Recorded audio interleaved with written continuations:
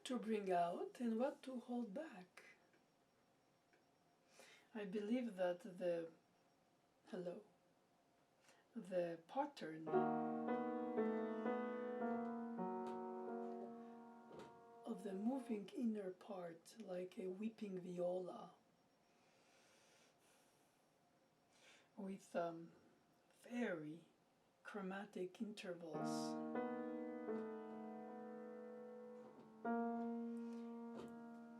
So in a way, it is so charged that the melody, with the inevitable decay,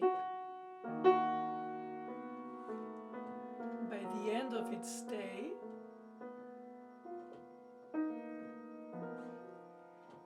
has to play very softly into the F to release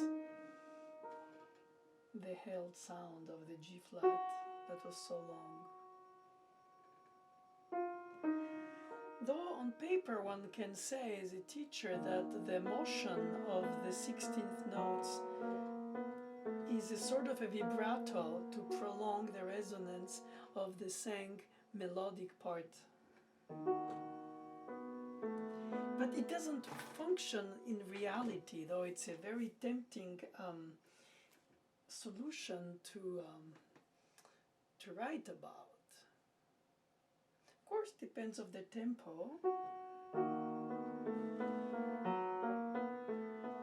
That helps the decay from decaying too much before you get to the following note, except that the tremendously vulnerable and funeral, reflective mood of this Chopin etude,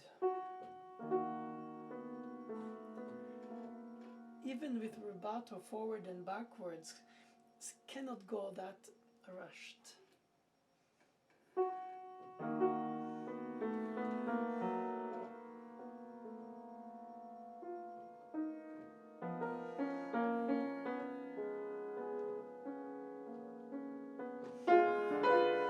Then it becomes an accordion style, tension release, and predictable.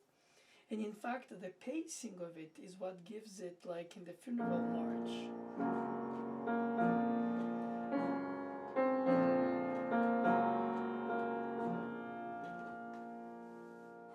Of course, it's in a square 4/4, and here it's in 12/8, 2, 3, 4, 5, 6, 7, 8, 9, 10, 11, 12.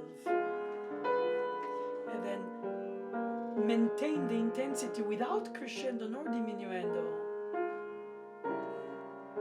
Even if the harmonization drops chromatically by 2 tritones, then the leap of the melody is so expressive up octave, but still has to manage the decay. And that's the problem or the advantage of such a beautifully sophisticated piece, is that the accompaniment pattern that Chopin wrote in fact distracts the attention from the melodic chorale style melody.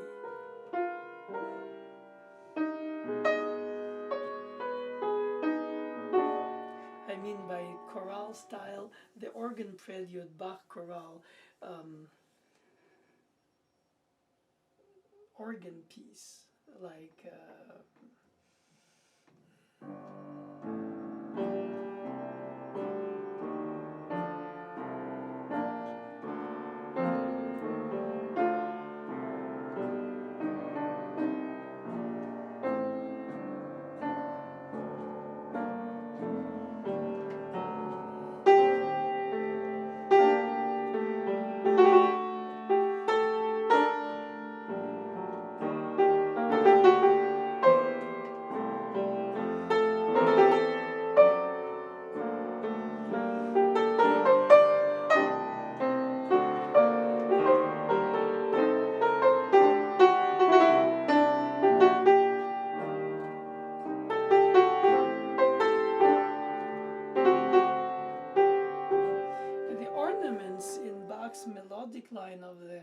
chorale, prelude, fantasy,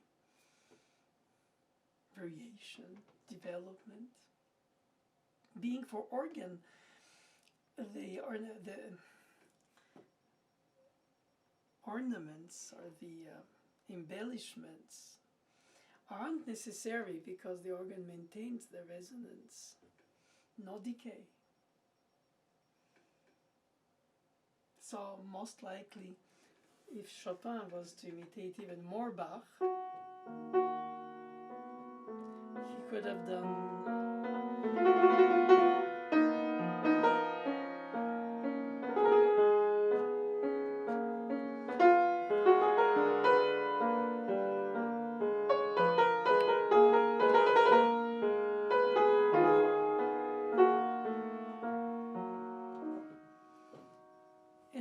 anyways for the piano. And however, Chopin was probably of the least, Mendelssohn and Schumann composers born almost the same year, around 1810. The one who was the most old-fashioned of them, even if they're the famous four of the Romantic era of German or Germanic music. And he didn't call it a nocturne nor a prelude. He called it an etude, quasi the only slow etude. So if the studies in Chopin's writing were really for technical purpose of velocity, independence, articulation, of course that is, and of course mainly the stretch and retract of the hand, flexible but strong, supported by the palm, and not rigid and tense from the arms like some exercises. So in a way, yes, Chopin wrote the first etude when Bach wrote.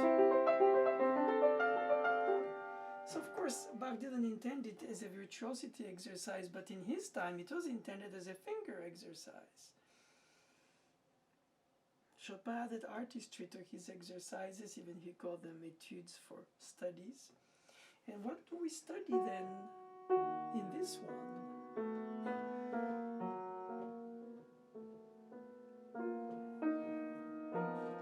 Subtle voicey clearing?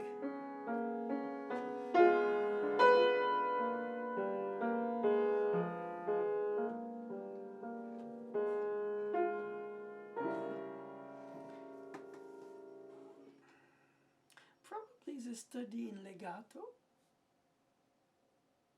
but also in polyphony. Though it's written for piano, which by essence, except playing a fugue, is considered a vertical writing, you know, chordal, even if Beethoven himself answers with a string quartet. That's not the chord, forgive me. But that's not the point. The point is that we need to bring out the different layers at different levels. And taking in account the fact that he's using this chromaticism with a diminished third, which should have been in E flat minor with the A flat, but by rising the A flat to a sharp 4, he creates a triton, which is tension for release, and then he goes above it in an appoggiatura, and then resolves on the 5th, as if turning around the point and then touching it, and not right away.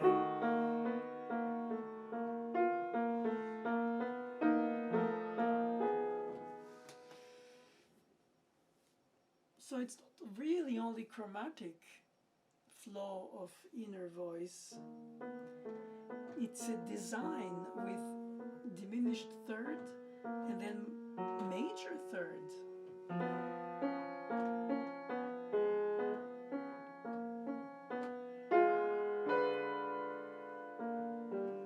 So it's tempting to establish on each downbeat the harmonization.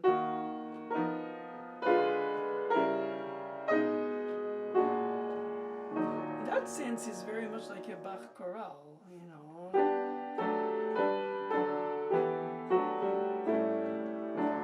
The pure chorale, just the syllables and a note at a time for each harmonization. When Bach develops it into a chorale for organ prelude at the beginning of the service, he would do.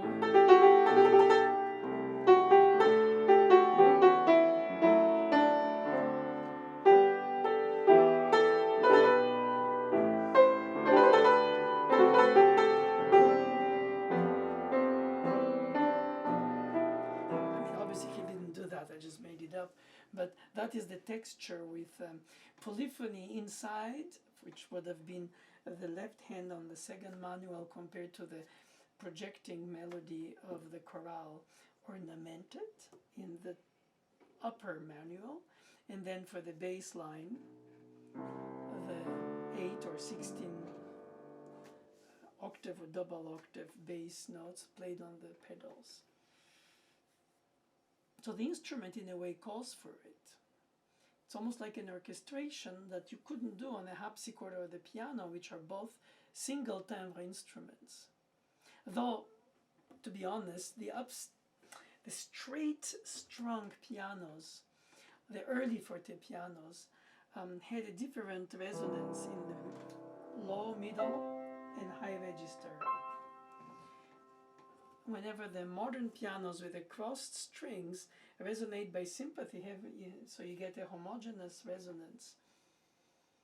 But still, when Chopin writes this sort of neo-Baroque for Chopin's time,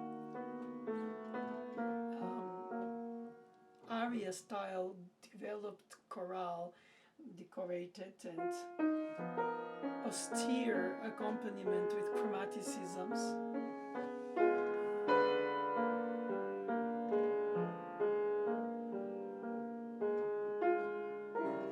It's obvious that Bach was a great inspiration for Chopin, while he applied on top of the patterns the run-on sentence of the melody that he always does. In a way, the left hand of this etude is by Bach, inspired by Bach. The right hand top is Chopin.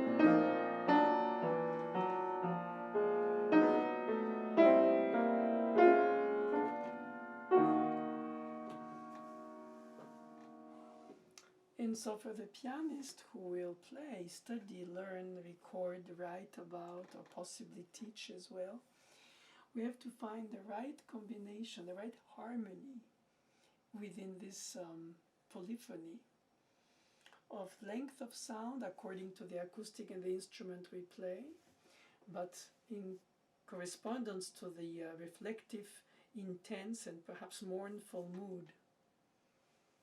And I think that the rubato in this etude is not very, well, perhaps in a section later in it, with a chromatic, well, it's everything is chromatic, but in a sequence rising by a circle of fifths.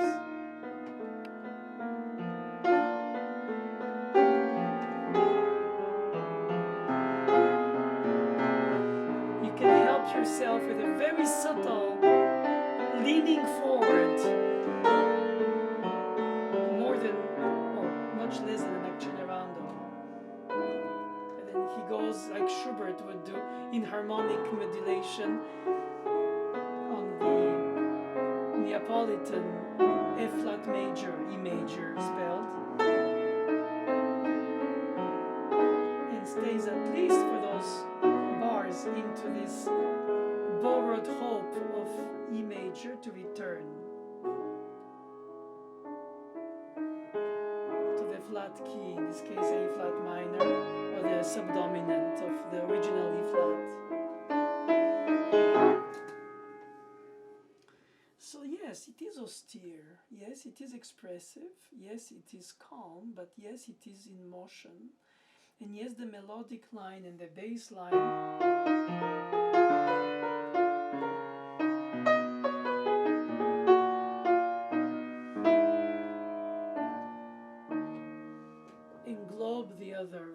bit like Beethoven does in the pathetic slow movement, where you have a bass and of course melodic line, and instead of a chromaticism he uses Alberti, but in the inside I meant.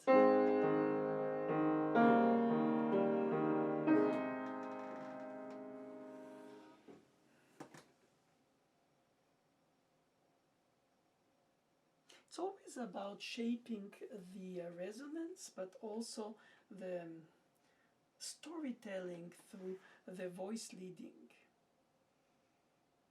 In a way, the difficulty in this etude is that every part, every layer has a different agenda.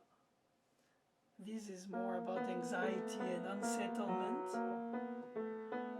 This is very, very settled, harmonic bass line, while melodic, but with the harmonic roots, except when there's inversions, obviously. And then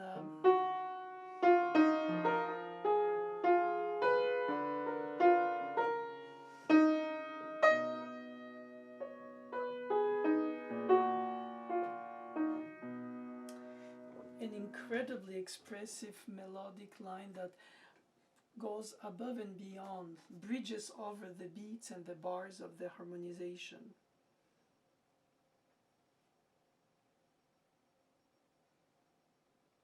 Then there is the second violin part, if it were a string quartet writing, which in fact is dipping in the melody and stays over to create the half diminished seventh.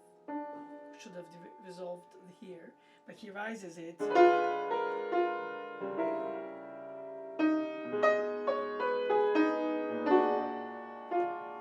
you could say that from the four parts, the one that is the least developed by Chopin is the one that is played together with the right hand's melodic line, and in a way spawns from the melodic line and remains like it's sort of an over legato more than a voice by itself, compared to, of course, it's in larger values than that, and this is very stable.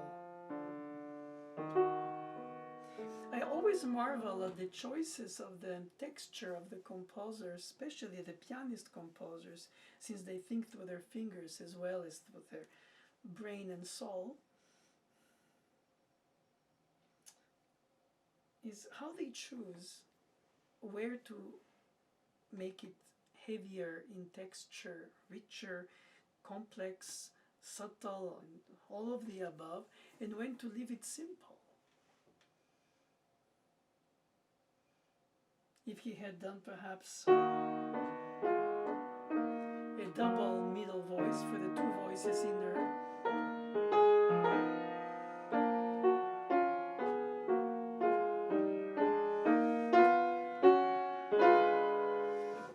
it would be too heavy, too busy. It's already busy as it is in 16th notes. And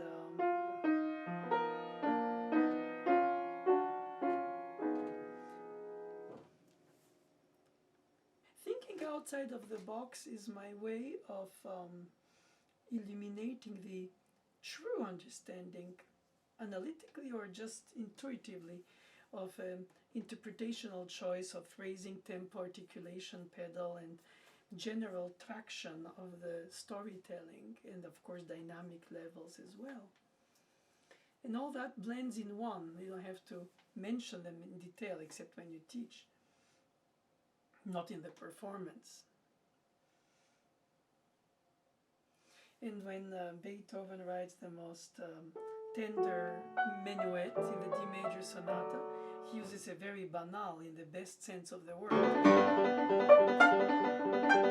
Sorry for that.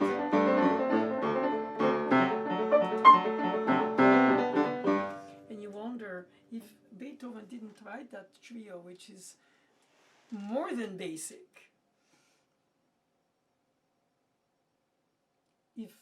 scholar had to complete it had it been unfinished after the tender and gracious A section of the minuet.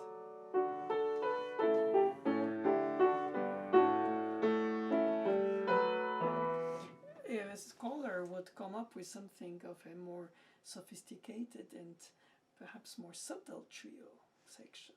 But that's exactly what makes a composer so unpredictable and then at the same time so unbelievably thoughtful for the interpreter, is that he or she chooses to write lighter texture or lighter intensity of music in some sections, which then brings more the intensity when the A section in this case returns. So you could say, yeah, that was because of the form. It is true. Haydn taught Beethoven and all the other composers of his generation that studied with him the form, the sonata form. Everything fits in the form, regardless of its characteristics thematically. And that also has to be very striking in order to be able to develop and work with those two opposite themes in character, at least. But then that is it.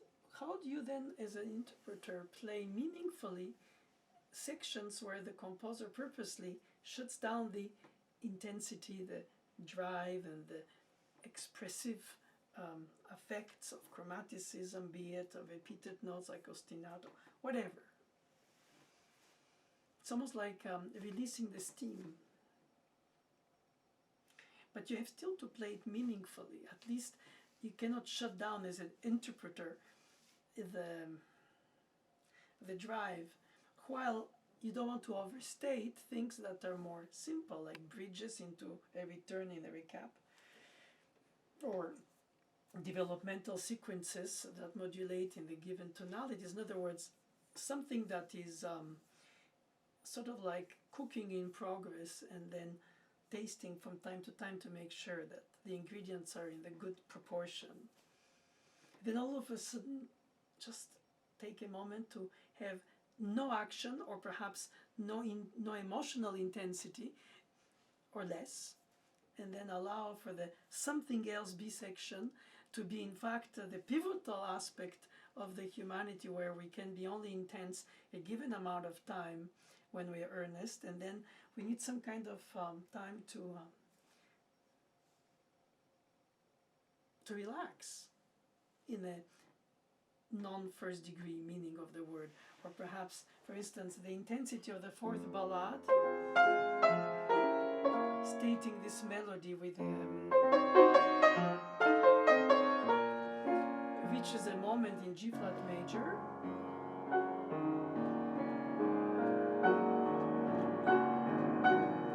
where it's expressiveless, no hairpin, no dissonance, no major or minor, in fact pentatonic.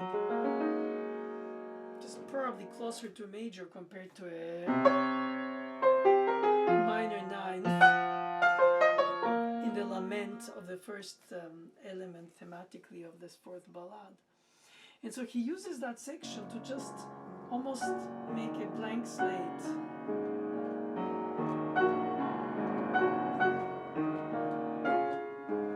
It borders on mysterious, not only on simple, probably both. And then all of a sudden,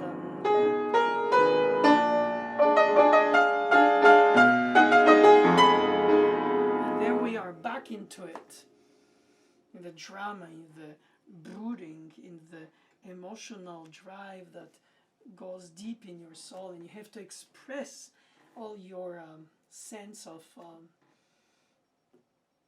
sorrow or pain, perhaps reminiscence of things. And that is the Romantic era's mantra, is my emotion rules my form. And that's why the form sort of broke down. Already Beethoven, late life, started breaking down forms too.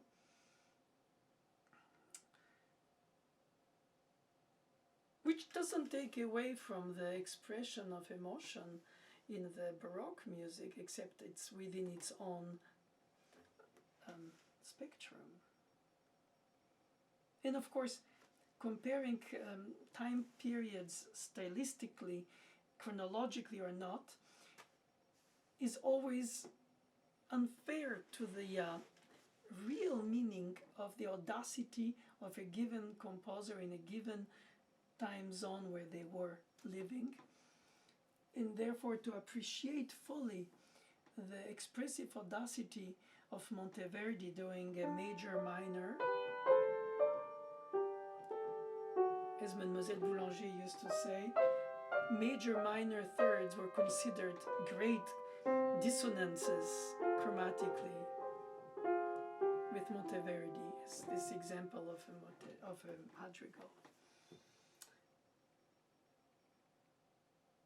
So for each time period, we have to try with today's ears that have heard so much styles following the ones that we're playing. While we play them, they are present time, but in the flow of the events, we have to be able to perform with the meaningful, not overstated, nor blasé understated effect of a given dissonance in a different time period compared to the ones that perhaps by listening to so much post-Stravinsky, Bartók, Ligeti and onwards,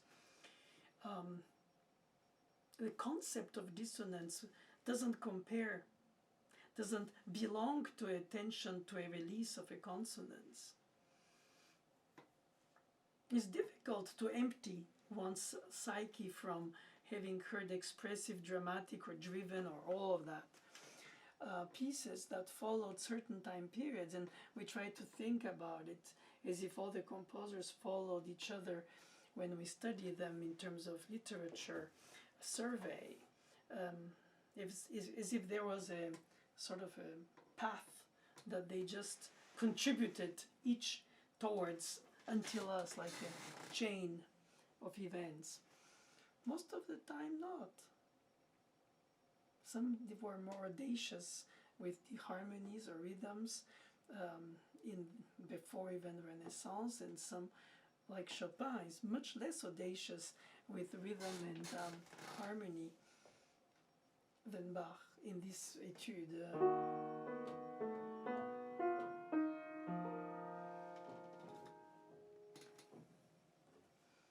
Who are we to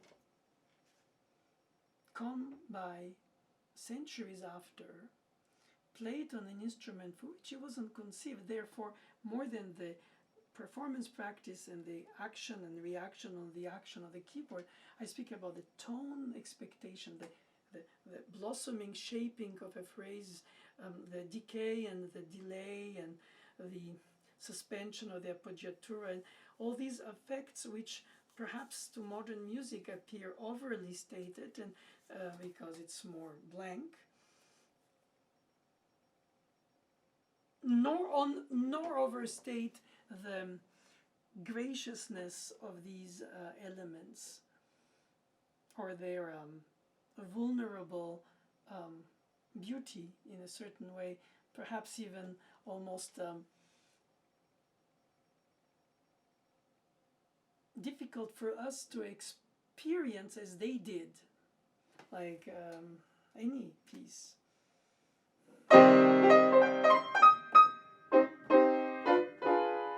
He wrote this sonata before this in the same key, and the last sonata is in the same key.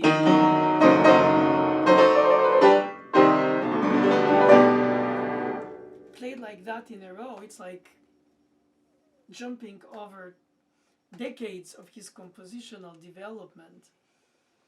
But somehow, when he wanted C minor, or he used C minor, or he needed C minor to express this kind of pathétique for the sonata, or perhaps some kind of a, yes, very emotionally charged and revolted, or at the same time defeated, but profoundly wounded hero-like music that opened the doors to this romanticism that Chopin would enlist, and Mendelssohn and Schumann, will all develop to its paroxysm, and then of course Brahms comes after them and closes the slate until almost 1900, since he dies 3 years before that round number year that is synonymous to a certain modernity with Debussy, Stravinsky, Prokofiev, Hindemith, Bartók, and onwards.